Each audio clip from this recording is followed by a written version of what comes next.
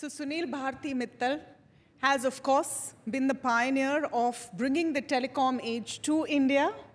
And I think in your latest move, will also save Indians from the biggest pestilence we are facing currently, which is spam calls.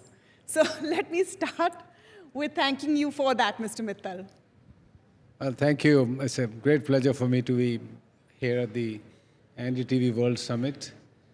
Let's start with this topic. I think most of us have been harassed, if I may use that word, by spam calls, by messages, and it's becoming an increasing nuisance. And in the last year or so, I would say this has really picked up menacing proportions.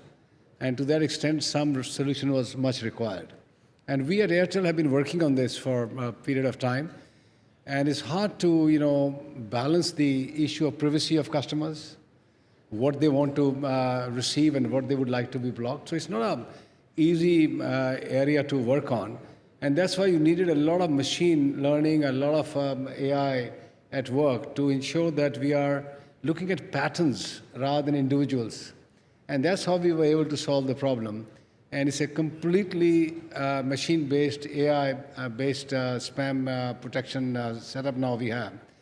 Every time you receive a call, first of all, billions of messages and calls are being stopped, which you don't even get to see, which we are 100% certain are coming from wrong places with wrong intentions.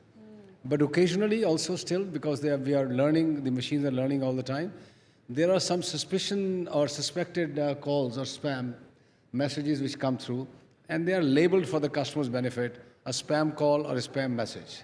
Yeah. So that is really, to my mind, protecting our customers, and we have received tremendous response, positive response from our large customer base. Okay.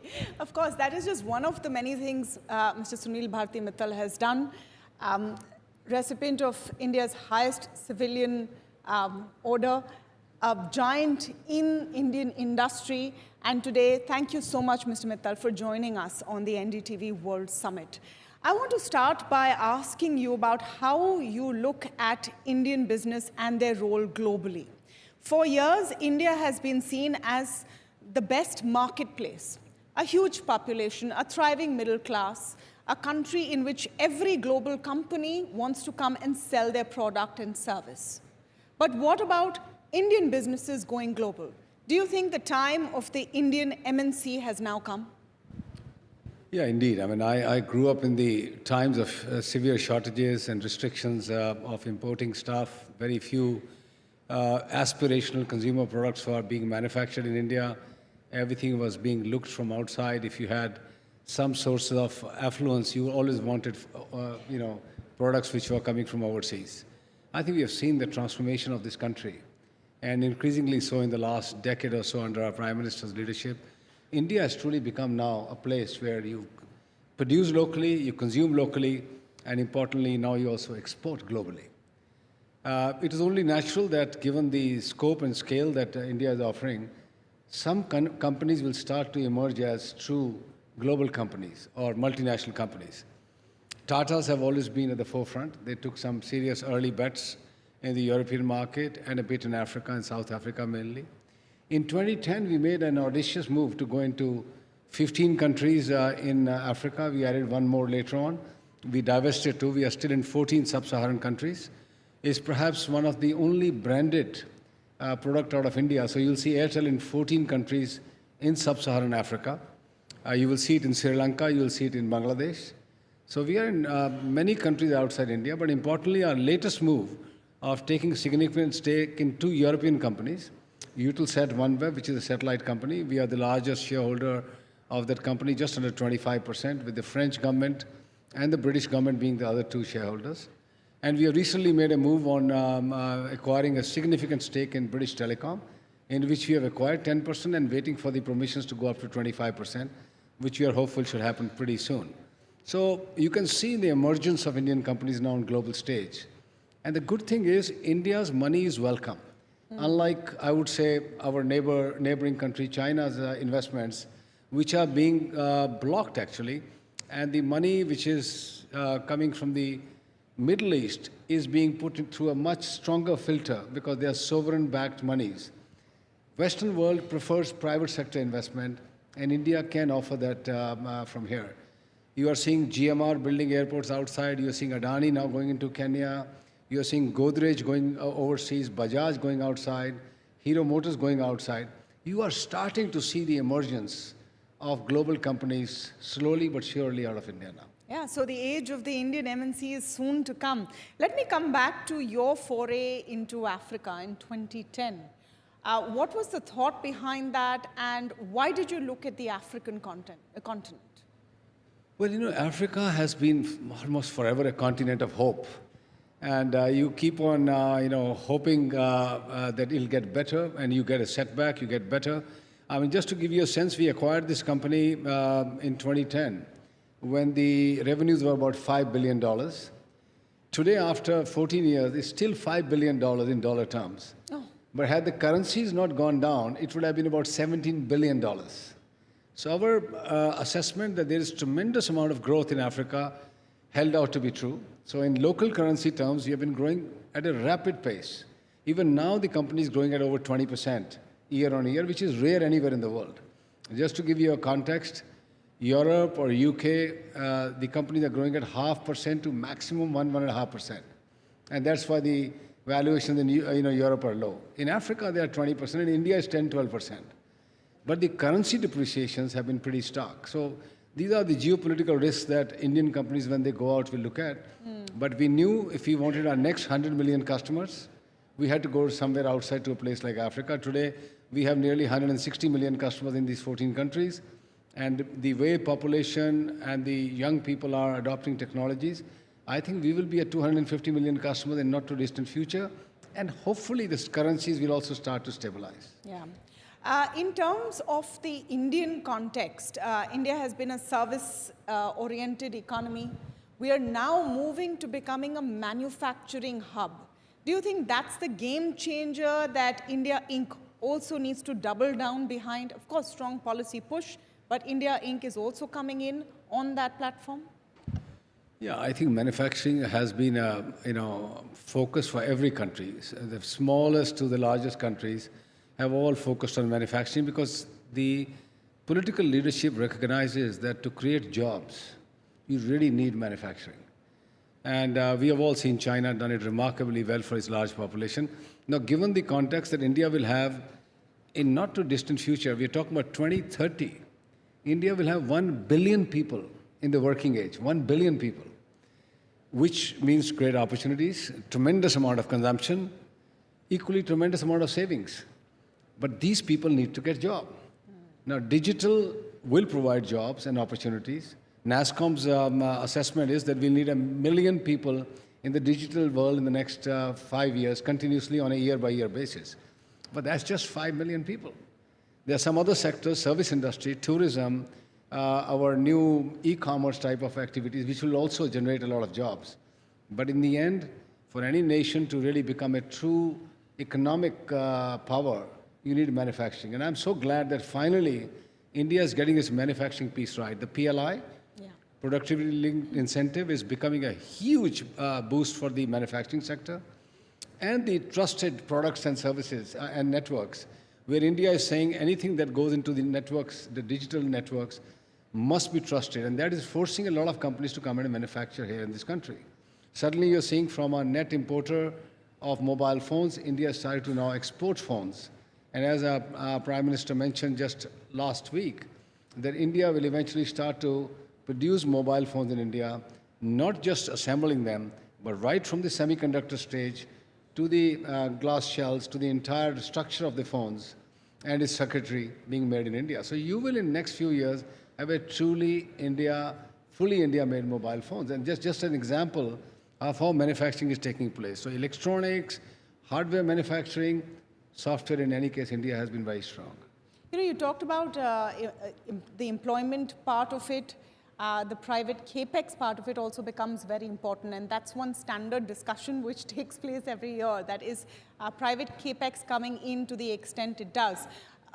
If I were to ask you, Mr. Mittal, where do you think the animal spirits are ranking right now as far as India Inc. is concerned? With the kind of backing of policy you're seeing, what would you say?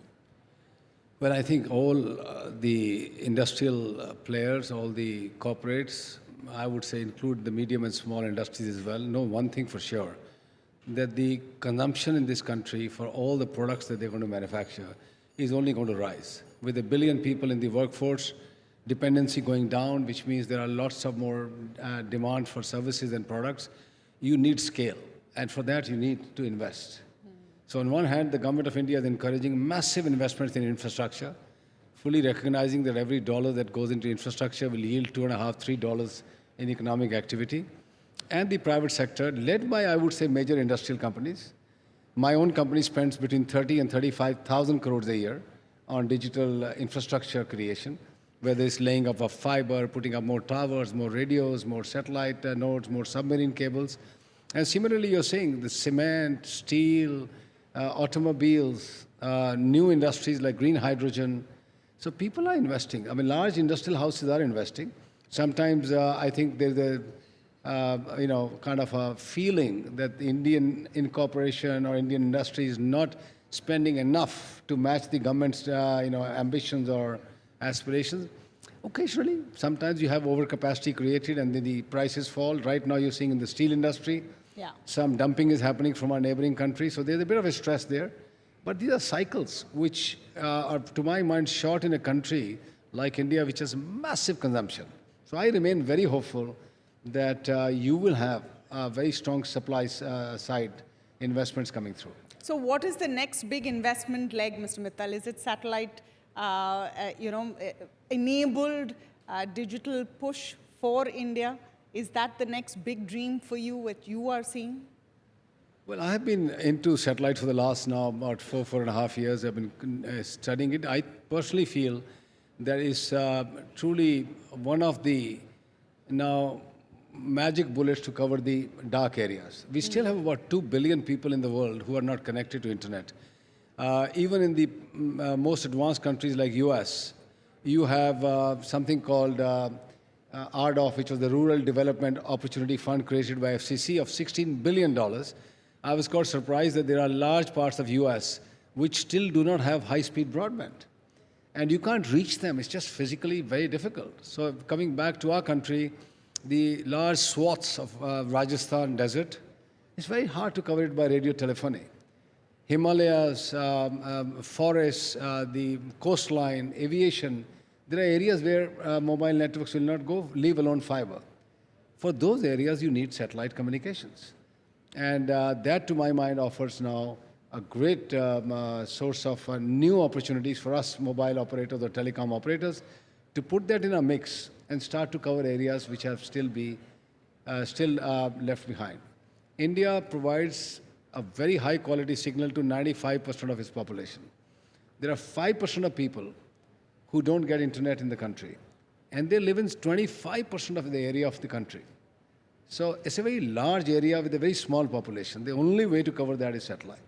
Okay, so right now you have roti, kapda, makan, and Wi-Fi have become the needs of the people. You're saying by bringing satellite spectrum into play, you cover this for all of India. Is that the difference that we will see?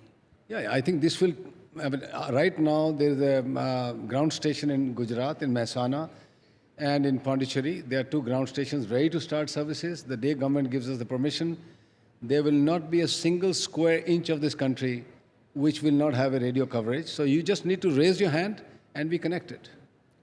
So, I have to ask this question, and it's not about any one company or any one service, but why is it so difficult to have a clear telephone conversation or a mobile phone conversation without being interrupted? While we're talking about 5G, we're talking about satellite, many customers constantly complain about everyone. I'm not just pointing out one, that it's so difficult to make a call. How does that change? Well, honestly, I've not heard this in a long time. There was a period of time that their spectrum was less. Spectrum is now in plentiful. Yes, there are still some issues about siting of towers, especially, I would say Lutyens, Delhi is one classic case where putting up towers is a real problem.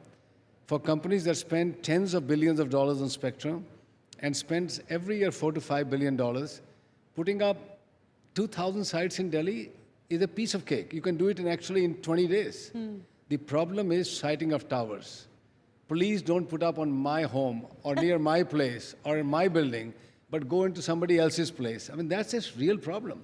Yeah. Thankfully, the new Telecom Act provides for access to buildings or right of way to put fiber in the hands of the mobile operators. Is it working on the ground? Not fully. NDMC, MCD, all have to be sensitized. State governments have to be sensitized. It's just putting in more infrastructure. But the good news is we have some of our friends here from the US.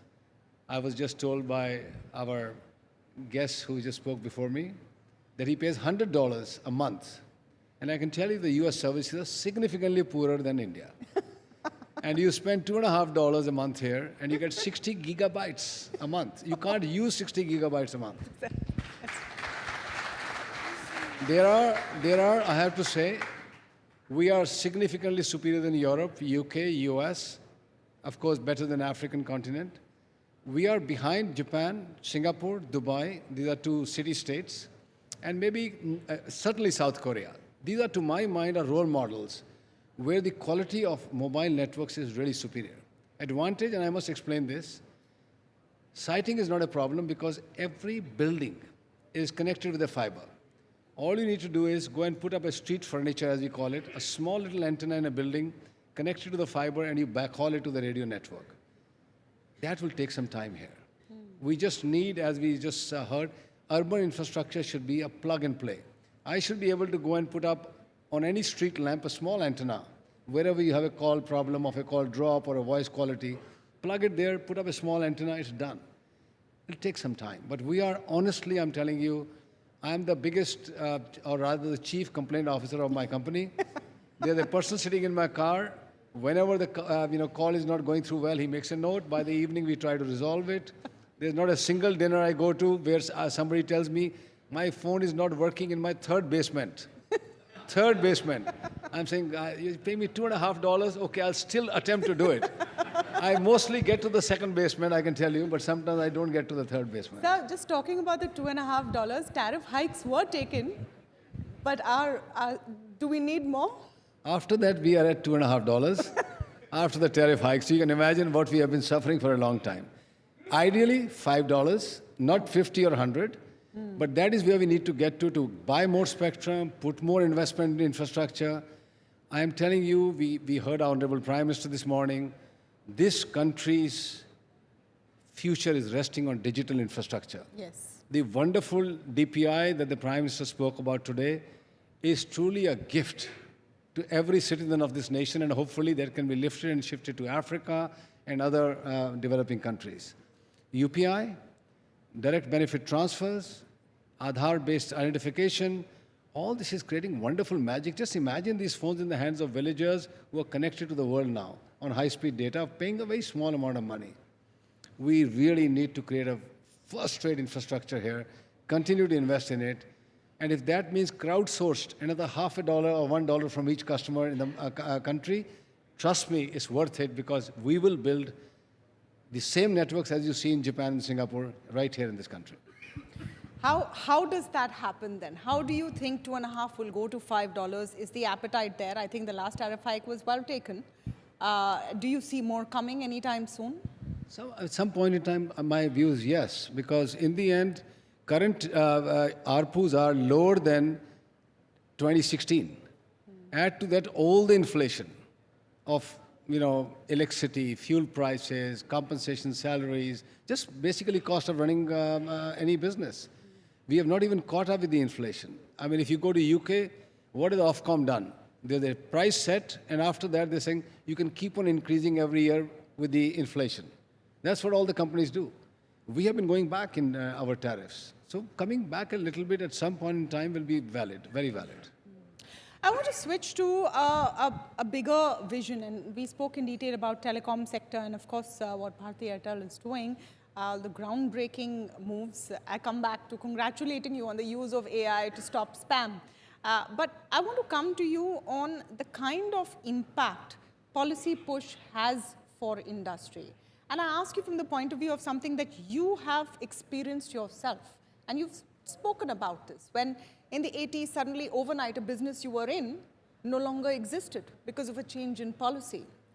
Do you think India Inc. today feels more secure that such changes will not happen?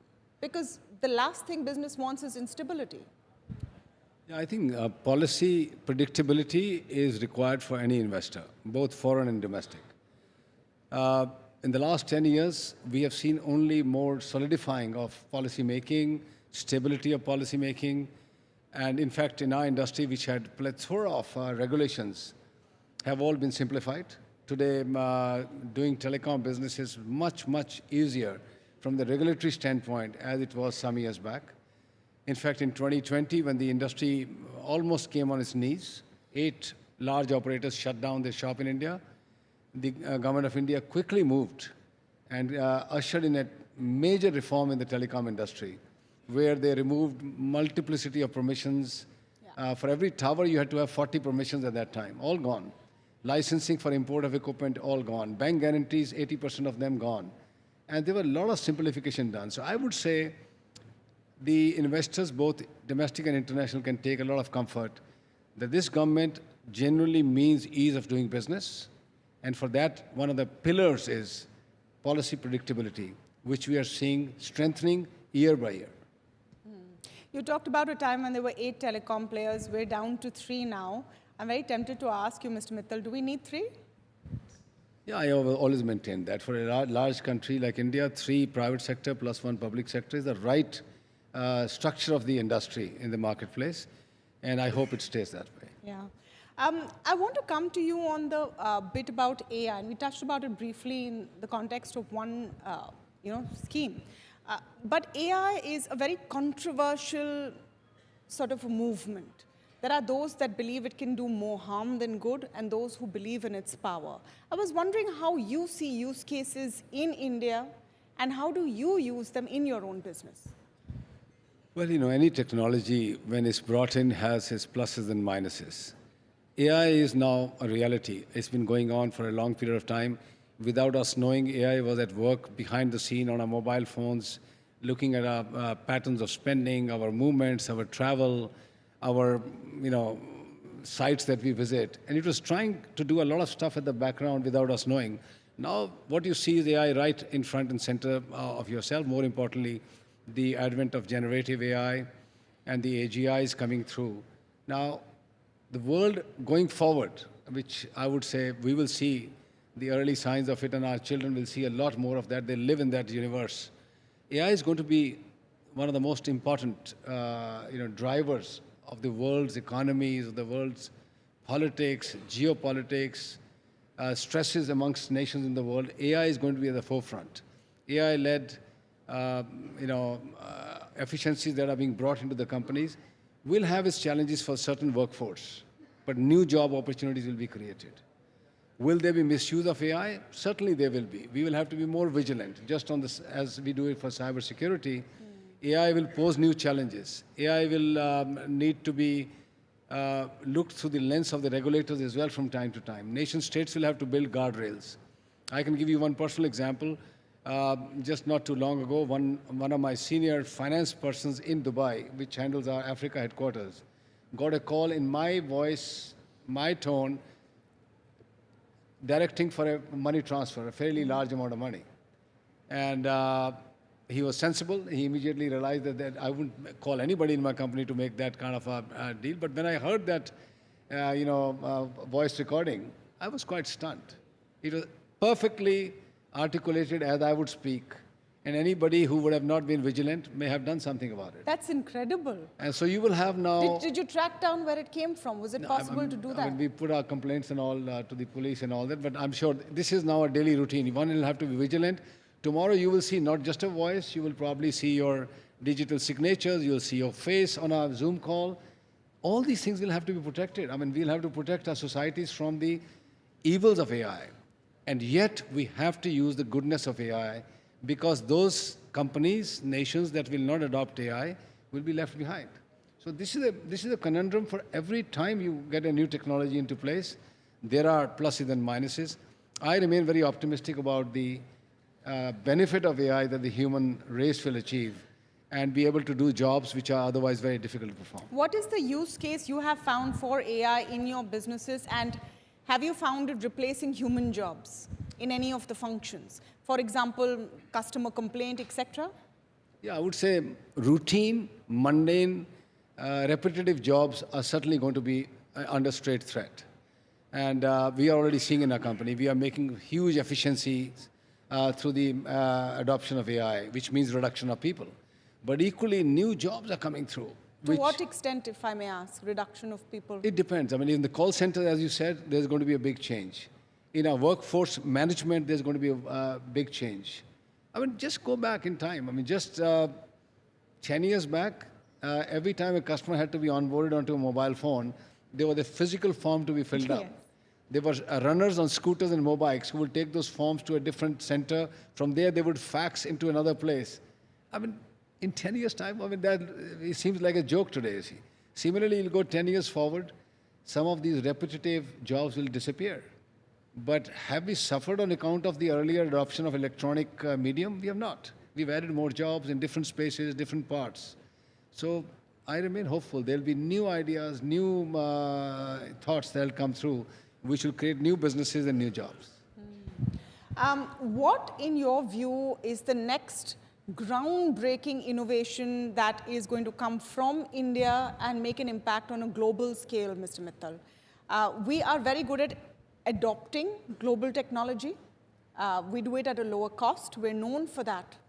But what do you think is the innovation that will now come from here as we move into India's century?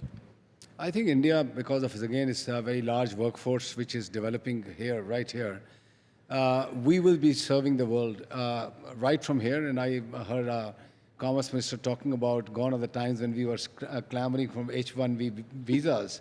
We'll do a lot of stuff from here because now the digital world allows you, now the AI allows you to actually serve the globe right here from India without displacing people.